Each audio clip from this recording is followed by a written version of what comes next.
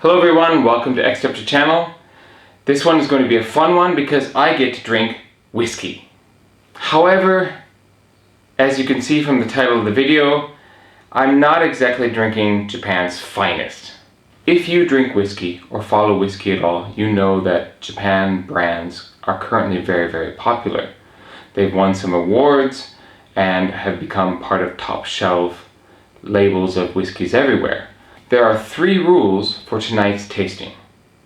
Rule number 1 is all of these whiskeys cost less than 1,000 yen, or basically less than $10. The second rule is all of these whiskeys come from a different distillery. I'm not doubling up on any particular distillery with more than one whiskey from that distillery.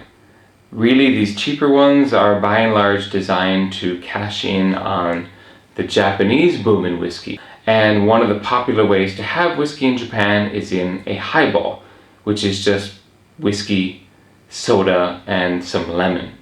Not really meant to be drunk straight like I'm about to do. Rule number 3 is I cannot have had any of these whiskeys in the past already. The one exception to that is the Nika Black, or as I like to affectionately call it, Nika Blackout. It's not part of the new trend. This one has been a cheap whiskey in Japan for quite some time. I've had this one before and I'm using it as the benchmark in the tasting for the others. With the help of my grandfather's collection of shot glasses, each whiskey is going to have its own glass. Let's get started. I'm using the Nika Black as a benchmark for the tasting of the others. So I'm going to start with this one. First sip is just straight.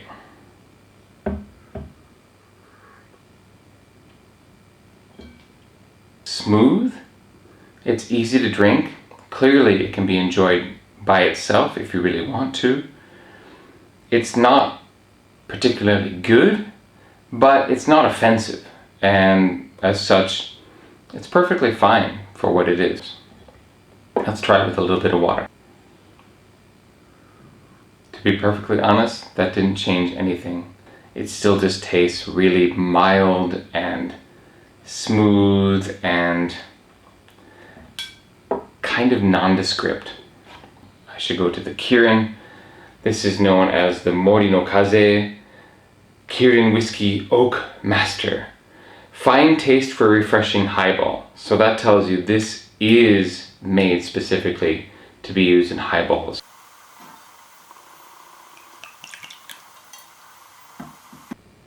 That's more than 2 sips. Oh well. First sip straight. That has more of an initial bite than the Nika, but it finishes about the same in terms of it's just kind of smooth. Not really many words I could use to describe it. It's just kind of a bland finish. Nothing really to distinguish it from this one, to be perfectly honest. Except that initial bite, the initial kind of, ooh, I'm drinking whiskey, is stronger in this one than the Nika. Let's try it with some water and see if that changes things. Okay, that does change things. That brings out a stronger, sort of fresher flavor. It kind of comes across as a little bit more flowery. Now, I'm not pretentious about whiskey drinking. I drink Old Crow straight, let's be honest here.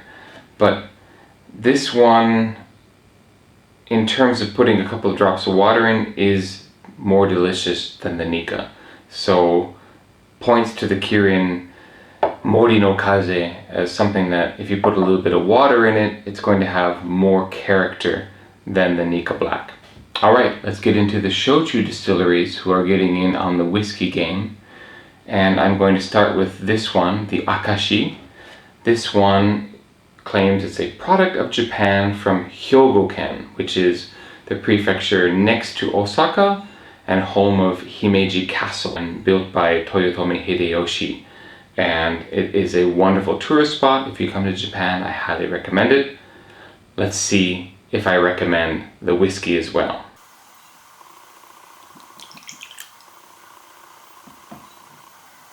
Right. 2. Toyotomi Hideyoshi.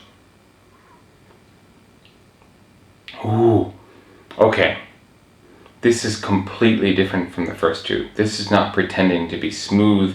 This is easily the most unique tasting of the first 3. And if I had to say which one I like the best, I would go with this right away. That's quite nice. Now, I wouldn't say it's particularly special in terms of it's worth more than what I've paid for it, but it's definitely more interesting than the first 2 I had.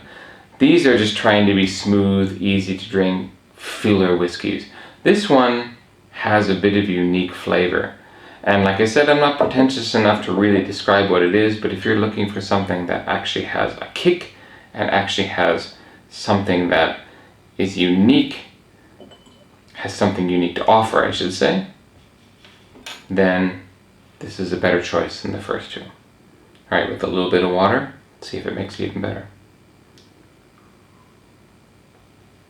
Yeah, not surprisingly, it brings out a little more flowery notes, and there's actually a hint of smokiness in this that I don't get from the first 2.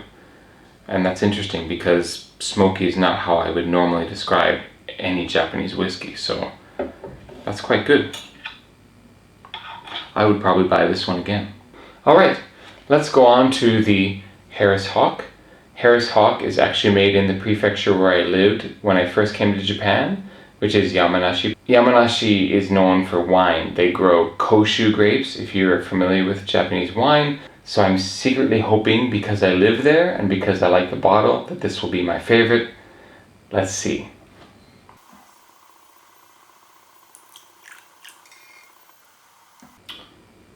Ooh, harsh, kind of punchy aftertaste. This is the first one that has a serious aftertaste. Sort of opening of the whiskey flavor comes afterwards. The first initial taste, I actually honestly felt it tasted a little bit like sake. Like there was a rice feeling to it, or a rice flavor to it, which is interesting. I wasn't expecting that, but after that initial smooth kind of rice wine-ish flavor, it just went, wow, strong. Ooh, it lingers too. Not in a bad way, but just surprising. Honestly, the water just kind of mellows it out. I liked it better without the water. Without the water, it had more of a powerful afterbite. This is the Rin Select Whiskey and registered trademark King Whiskey. This one comes from Takara Shuzo, which is a well-known Shochu distillery. Alright, King Whiskey.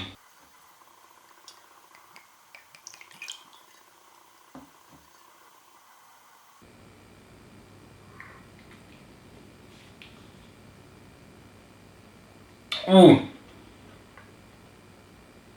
Okay. It tricked me. Low odor, but harsh. Not a lot of flavor going on, just bite. You might say you're the Select King Whiskey.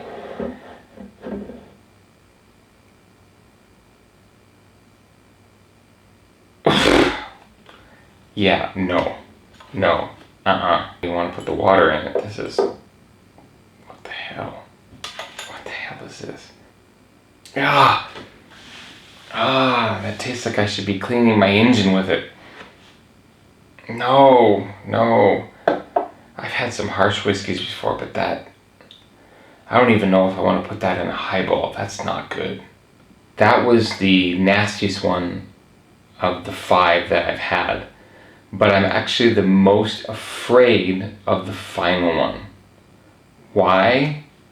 Because I don't think I even need to do any close-up camera work to show that this one is incredibly light colored.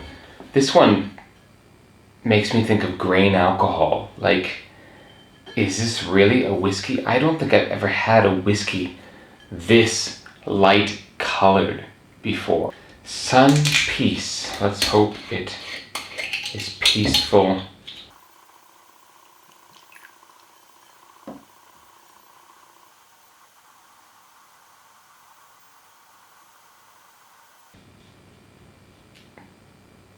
Cheers.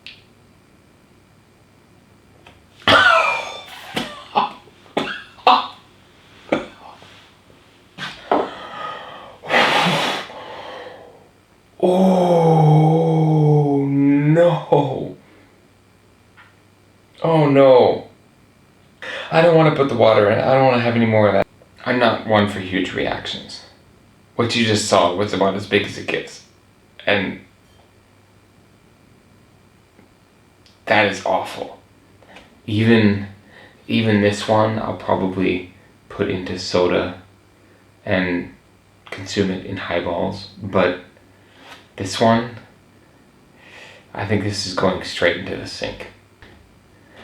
Thank you for joining me on this whiskey tasting. The winner clearly is the Akashi. I would go with this. If you're looking for something inoffensive and easy to drink, easy to mix, put it in everything, this you can find everywhere. As for the others, you know, try them if you want to. Don't try this one, even if you want to. And thank you for watching. I hope you enjoyed it. Hit the like button, subscribe if you haven't already, and I drop new content every Friday, so please look for that. Thank you for watching this one, and I'll see you next week. Good night.